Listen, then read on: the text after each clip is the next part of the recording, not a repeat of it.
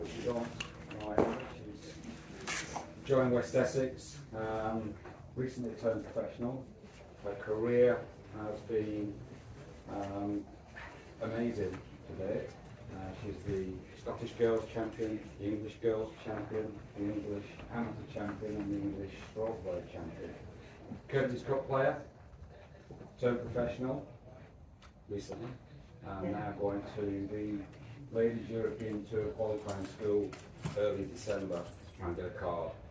She was going to go to America to get a card, but with the cyclones over there, she's changed direction, gone on to the European schedule, and will become world number one. So, we're just, I've never done one of these before, so crack on hitting some golf balls, Emily. Yeah, good. But what we'd like to just bounce a few things around with you is you know, how do you guys warm up for a tournament, and how different is that for just a friendly bounce game? Yeah, I would say the difference, like we try and keep it the same, like to mirror a tournament at all times. Obviously it's not always possible, so a tournament, I would usually get to the range an hour and 30 minutes before my tee time, and I would go through the bag, and what I would usually do is I'd start with a wedge, so I usually start with my 54-degree wedge, and I'll probably hit five or so shots with this, and then what I do, so my psychological coach told me that the best way to warm up is to actually go up the bag, either evens or odds.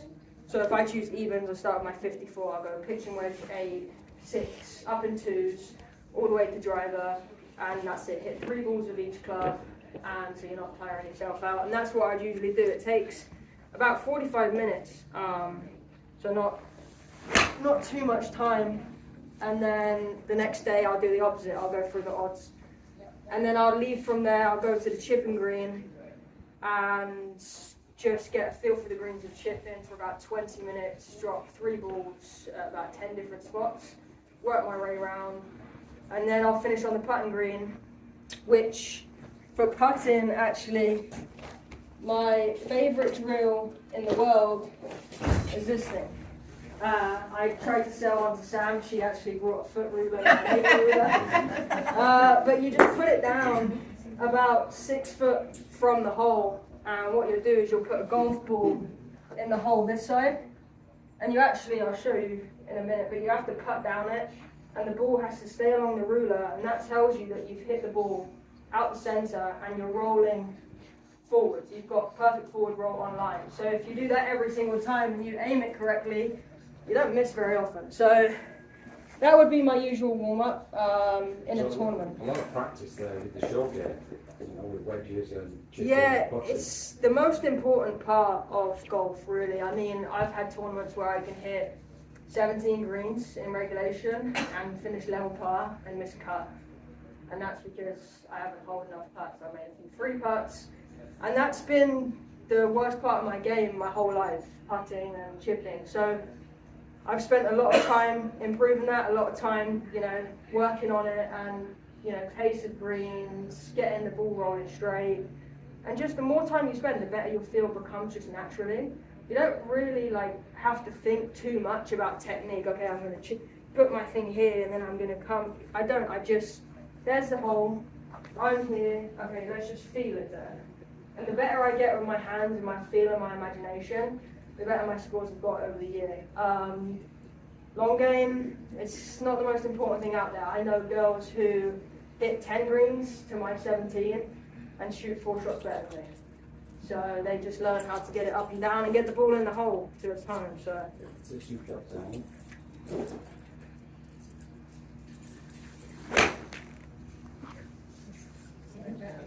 you recently had a lesson with your coach in Birmingham? yeah, actually it was there Saturday, yeah. What kind of things are you working on at the moment? So for me, at the minute, so I've always had a thing where I struggle to turn back. So if I show you this way, so my habit is to turn, not very much, so my arms are here, and then I do this. I drift into it, and then I come this way because I have to come backwards to hit the ball. So is your stretching program helping that? yeah, so I actually got tested my shoulder turn. If I do this and I take my chest out of it, I get that much turn. Who stretches, by the way? Yeah, stretching. Oh, your hands are going up.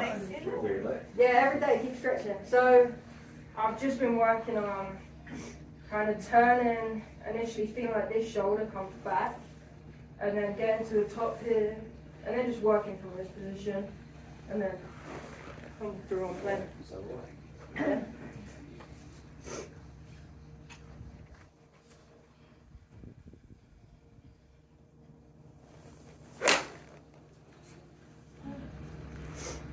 That's a big wedge.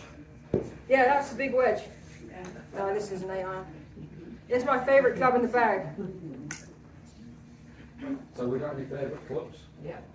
What's yours? 9 wood. 9 wood. So we're, Very useful club. Yeah. it is, and we're obviously well into winter now. What would you say is a priority for winter golf for the girls here? As in, like... A couple of bits of advice. Obviously, short game you've talked about. Yeah, short game obviously is always important. And then, I mean, I would just say if obviously you guys would use a lot of woods in the bag compared to my irons, which is quite normal. And I would say just using that to, for consistency. So off the tee, find you a fairway. Even if you're just getting it down there, and then obviously getting your up and downs in. So I would say Lofted Woods. Lofted Woods, yeah. Popular, aren't they? I've seen that a lot, and if that's what works for you and is most consistent, just keep doing that. Keep doing that, and then I just can't emphasise the short game enough, really. It's big.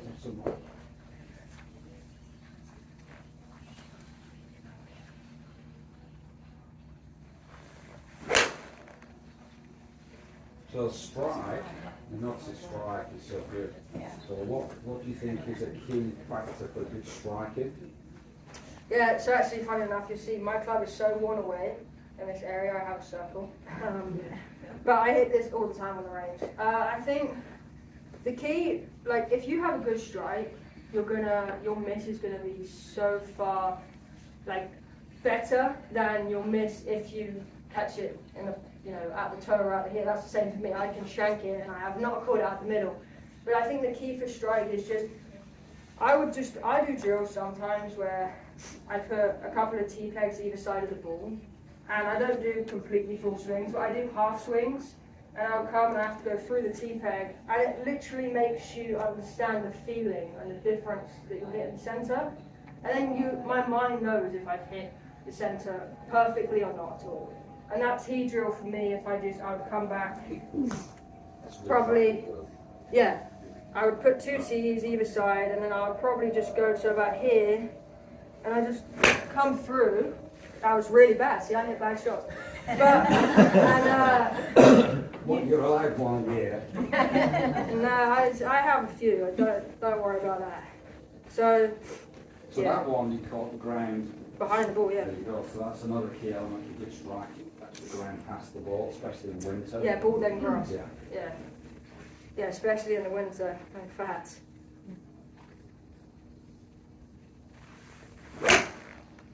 Is that the case with woods and irons that you can Yeah, I do think that apart from the before? driver, Yeah. play, apart from this big stick, everything stays the same.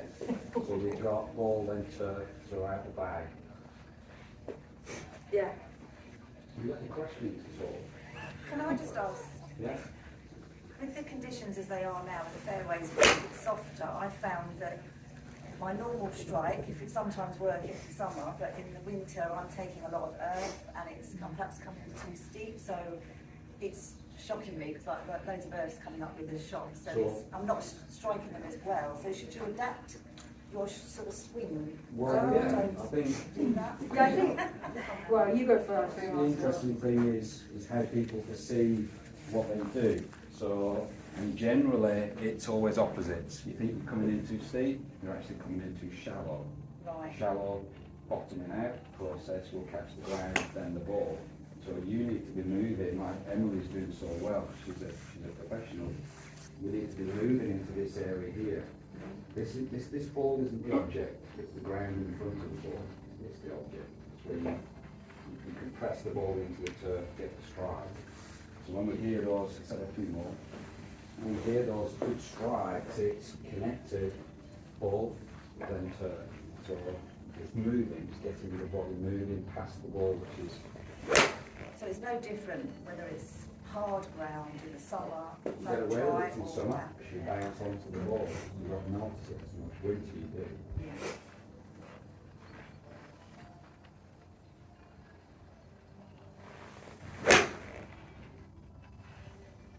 The hardest thing to do is to get the turf up.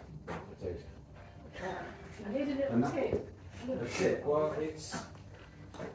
I mean, we don't think about it because we have so many balls. Because if you think about, I know I hit the point ball last time, but if I think about trying to get the ball down the turf, I dunk it. Mm. Yeah. So you can't really think about the No, turf. it's a reaction. You know, we don't think about it. Occasionally, you know, we might just get a bit vulnerable through stride, but generally what it is when we move in the base of the golf swing, we move laterally. We have to shift that way. Okay, we shift and turn. And what a lot of golfers do, they don't shift laterally. Okay, they just stand there and boom, comes down, but they're not moving their body weight. It's transferring that body weight forward. So you have to move your centre past the ball to get ball turn. You know, if you go to the gym, Is that not a slide rather than a turf? you very rarely do we see any slides, any sways. Very rare. Consider that a slide. It's a shift. It's not that. It's a shift. We have to shift. Yeah, See what I mean? And you I, have to turn. it depends how you interpret. Like, I say for everyone who has lessons, like something that works for me might not work for you because you might have a feeling that feels better to you. So when I talked to you earlier about I get here and I want to stop doing that, that's a lean. I don't want to sway to my side and lean. I want to get here, and what happens is I want to keep my upper body here at the start, shift these into place so they feel like they're going over my right toe, and then I just bring everything else down and forward over the leg. So just do that again. So if we put a drill stick here or here, an old style, lean into that with the top off. Yeah. So again, lean with the top off. So we don't want this top off moving. We want the bottom off shifting. So the I centre's got to feel shift. the knee over the toe, so my left knee over my left toe from here, and then I just turn everything then over the leg. And that will get you moving forward without you having to think, I'll go forward. If I think, get myself forward, I just do the opposite. I go this way, then I come back, and then I've done the same problem. So I get what you're saying with that. I think that's one of the hardest things, is Yes. creating the lag in the moving Yeah. the hips sort of slowly before. It's almost like doing that. It's a separation. Yeah. Bottom off working exactly the opposite way. Of course. Yeah. So we're holding the golf with the hands and arms. We tend to sort of do too much with the top off and the downswing. So the downswing, it's all about shifting the bottom off, and then the hands and arms will come down afterwards. Yeah. Okay, let's have one more 8 iron and then we'll hit some woods.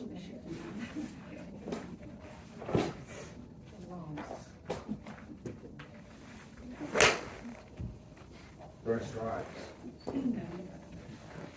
What height of tees do you use? I don't know actually.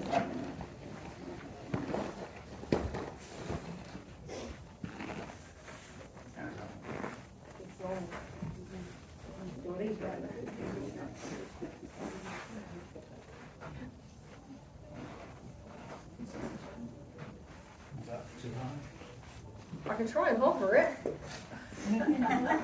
That's a yes then. Sorry about that. Let me just try.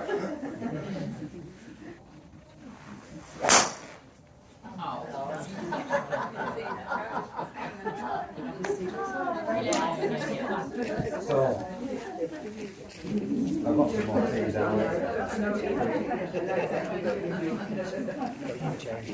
got some more. So we've got a driver now, which works entirely the opposite to the irons. Because we have got to hit up on it Yeah. instead of down on it. Just a little lotus tea. Yeah, it'll be alright.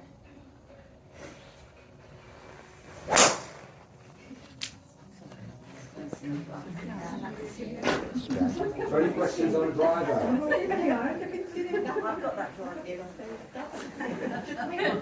So what are your key qualities on a driver? Yeah, like Chris said, the drivers, you get to fun on with the driver because you, instead of trying to shift and almost come down forward, you have to hit on the up.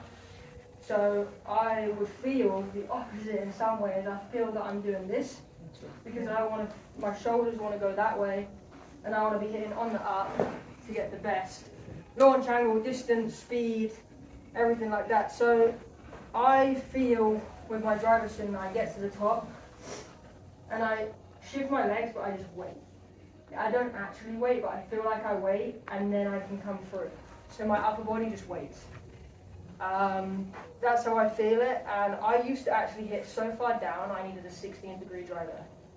This is 8.5 degrees, but believe it or not, I had 16-degree driver at 17 years old, couldn't get up on the ball, and I really had to train. Like, for me, that's one of the hardest things I've had to do in golf. I had to train it like over and over, and I eventually got there, but the feeling for me was just get here, wait, and just hit from here. And it really just, it's different. It's different for my irons, yeah. And it works. I can now hit an 8.5-degree driver.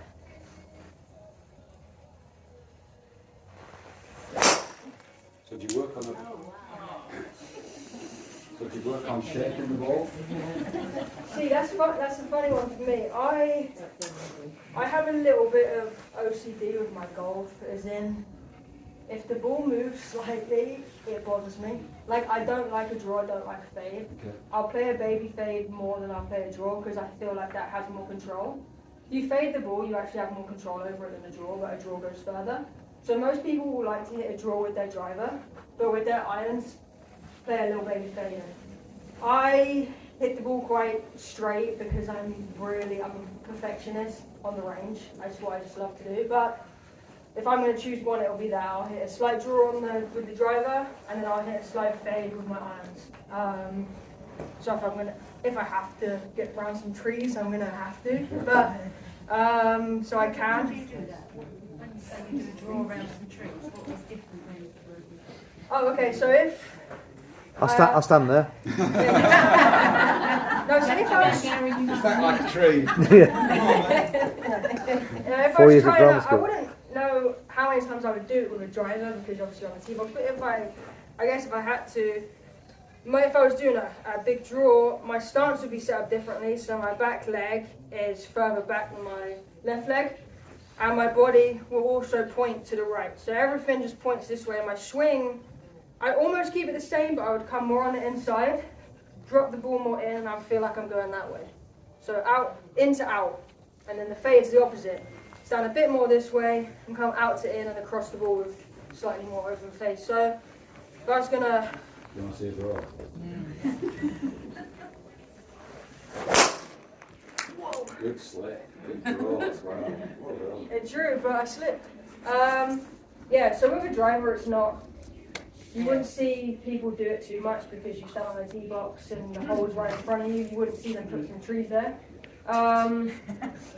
But with an iron, especially if I needed to, like, I've had times where, yeah, I do hit it in the trees, don't get me wrong, I definitely do. And I'm like literally blocked out by some trees and I need to, like, hook a ball ground and I'll just have to do something like that. So let's do the opposite. Let's have a fade. I might shank it. I'm not joking.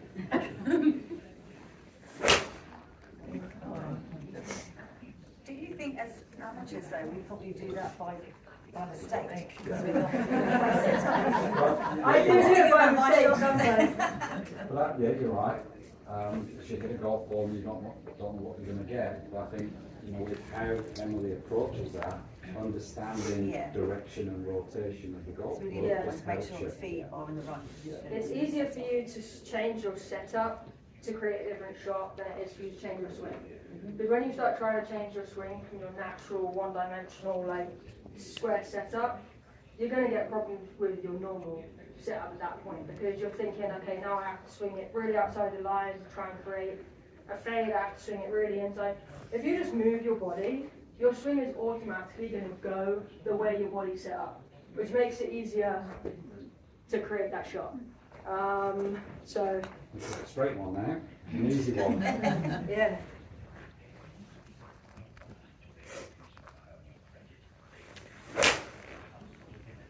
Awesome. Okay, that's fantastic. So we're going to go out on the golf course, but not just yet, because we're going to put you under a bit of a test. All right. So we've got one ball each into the brollies. Oh, great. With driver.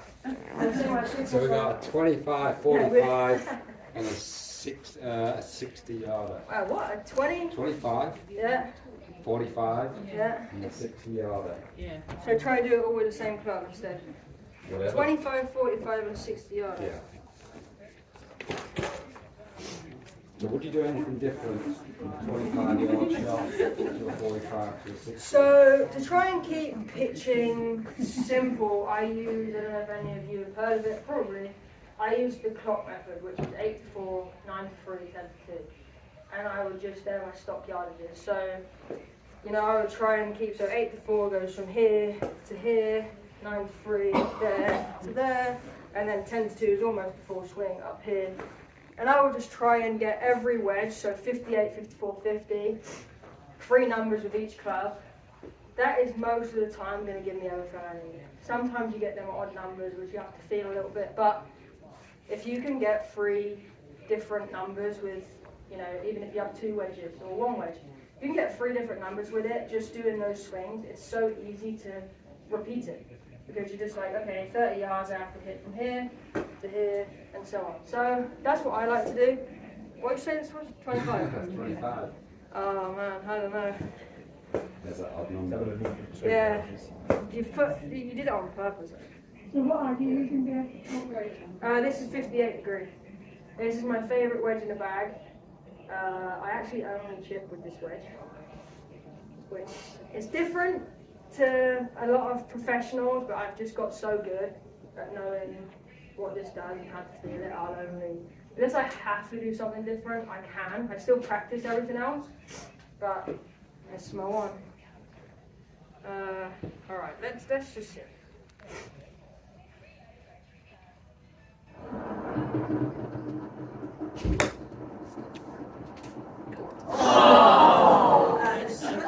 One out of 1. 45. I'll give you that one. Thanks, Chris. I'm not. Yeah, you won't.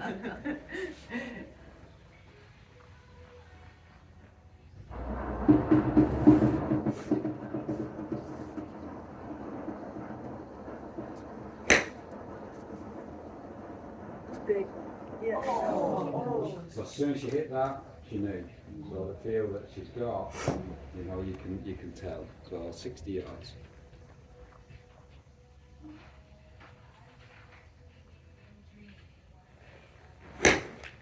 Well, apart from I pulled it, might be alright. Okay, let's do one more back to 45. Just readjust. 45, yeah?